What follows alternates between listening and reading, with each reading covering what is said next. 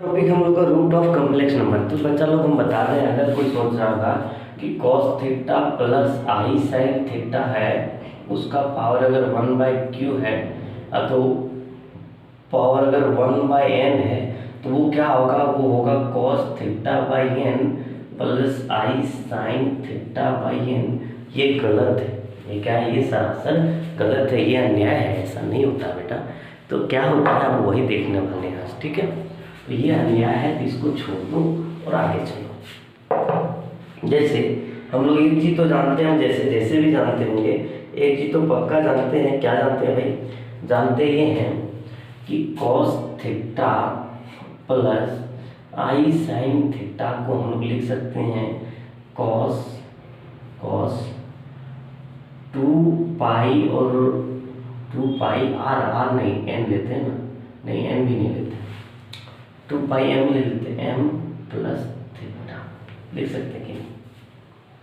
2 pi m plus theta लिख सकते हैं कि नहीं लिख सकते हैं? लिख सकते हैं। कैसे? 2 पाई एक पीरियड होता है, हम पहले बताए थे, 2 पाई एक पीरियड होता है। अब ये एम क्या है? एम 1 2 3 हो सकता है। 1 रहे तो 2 पाई, 2 रहे तो 4 पाई, 3 रहे तो 6 पाई, 4 रहे तो 8 पाई। मतलब ये पाई जो आ रहा है 2 पाई का मल्टीपल आ रहा है, 2 पाई का।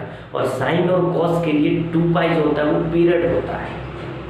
साइन 360 डिग्री का वैल्यू उतना नहीं होता है जितना साइन 0 का होता है, क्योंकि उसमें 2 पाई मल्टीपल है, ठीक है। और कॉस का भी यही होता है, ठीक है। तो ये 2 पाई जो है सो क्या है, पीरियड है। मतलब यहाँ से यहाँ तक अगर हटा दें तो भी कोई वैल्यू में इफेक्ट पड़ने वाला नहीं है। तो ये हम लिख सकते हैं थीटा के बदले 2 pi m plus theta plus i sine. उसी तरह से यहाँ पर लिख सकते हैं sine 2 pi m plus theta.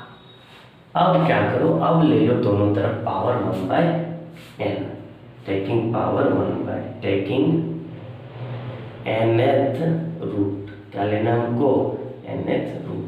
तो यहाँ हो जाएगा cos theta plus i sine theta का power 1/n will be equal to, यहाँ हो जाएगा cos थीटा 2 पाई, cos थीटा नहीं यार, cos 2 pi m plus theta plus i sine 2 pi m plus theta, ठीक है। अब इसका पावर कितना हो जाएगा बेटा? इसका पावर हो जाएगा 1/n। क्या होगा? 1/n। तो याद रहे, अब हम लोग लगाएंगे वो नियम कि जो पहले बोले थे ऐसा नहीं होगा, वो नियम अब लगेगा कि 1/n यहाँ भी और 1/n यहाँ भी मल्टीप्लाई हो जाएगा। तो यहाँ पर क्या होगा? cos 2 pi m plus theta by n plus i sine 2 pi m plus theta by n, ठीक है। ये हो गया बात, समझ आई? तो ये है cos theta plus i sine theta का पावर 1/n, ठीक है। ये nth रूट में अगर 1/2 रहे, अगर 1/3 रहे, 1/4 रहे तो इस तरह से होगा। बात समझ में आई? अगर 1/2 रहे तो यहाँ पर भी कितना आएगा? 2 आएगा, ठीक है। और यहाँ पर भी कितना आएगा? 2 आएगा, ठीक है। तो इस तरह से सॉल्यूशन होता है। m क्या है? m एक पीरियड है, m क्या है? नंबर है 1 2 3 4 5, ठीक है, 0 से लेकर के आगे तक। और 2 पाई क्या होता है? 2 पाई साइन और कॉस के लिए पीरियड होता है, ठीक है। आपने पढ़ा होगा 10 का पीरियड 180 डिग्री होता है, पाई होता है। तो इस तरह से हम लोग वहाँ पर निकालेंगे।